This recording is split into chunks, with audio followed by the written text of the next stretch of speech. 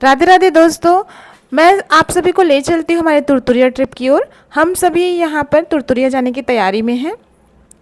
तुरतुरिया जो है वो वाल्मीकि आश्रम एवं लौह कुश की जन्मस्थली है। यह एक ऐतिहासिक धार्मिक तुरतुरिया एक प्राकृतिक एवं धार्मिक स्थल रायपुर जिले से 84 किलोमीटर एवं बलौदाबाजार जिले से 29 किलोमीटर दूरी पर तथा कसडोल तहसील से 12 और सिरपुर से 23 किलोमीटर की दूरी पर स्थित है, जिसे तुरतुरिया के नाम से जाना जाता है। उक्त स्थल को सुरसुरी गंगा के नाम से भी जाना जाता है।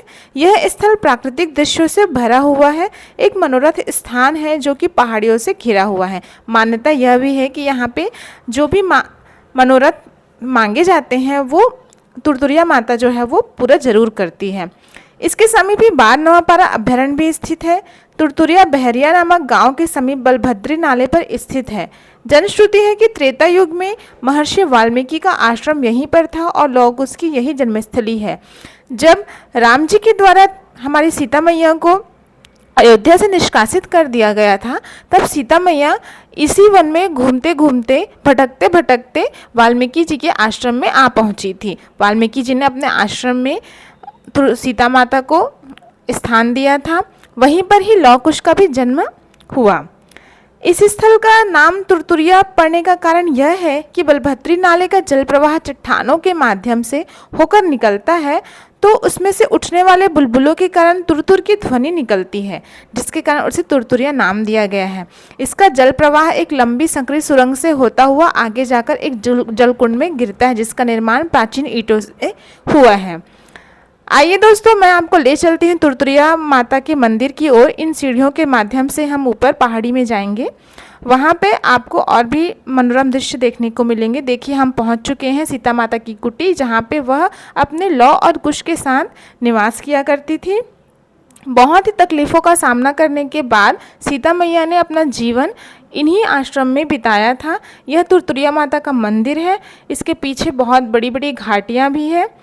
मंदिर के पीछे का जो दृश्य है, वहाँ पे बहुत और भी मंदिर बने हुए हैं, जिसमें हम आपको दिखाते हैं। हमने बहुत ही सावधानी से फ़ोटो लेने की कोशिश की है। वैसे तो अलाउ नहीं था, लेकिन फिर भी थोड़ी सी झलक हम आप सभी को दिखा पा रहे हैं।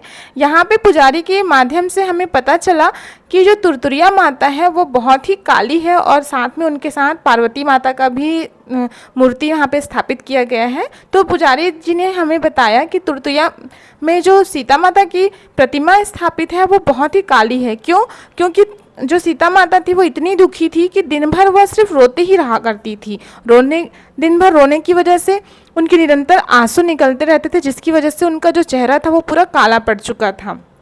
आगे दोस्तों, हम आप सभी को ले चलते हैं वाल्मीकि आश्रम की ओर।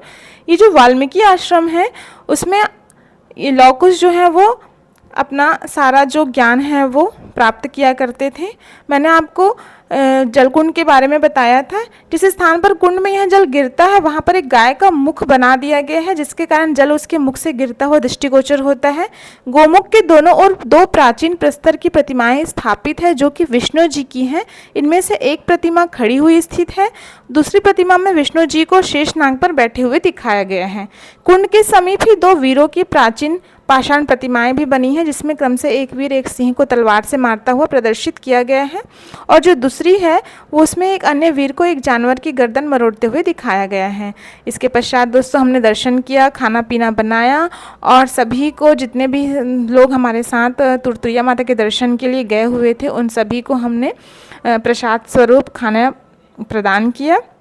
इसी के साथ हमारा ये जो सफ़र है वो बहुत ही अच्छे से बीता। आप सभी को वीडियो कैसा लगा, हमारा सफ़र कैसा लगा, ये प्लीज़ कमेंट्स करके ज़रूर बताएं, और अपना प्यार ऐसे ही हम सब पर बनाए रखें, और हमारे वीडियोस को लाइक, सब्सक्राइब और शेयर ज़रूर करें। Thank you for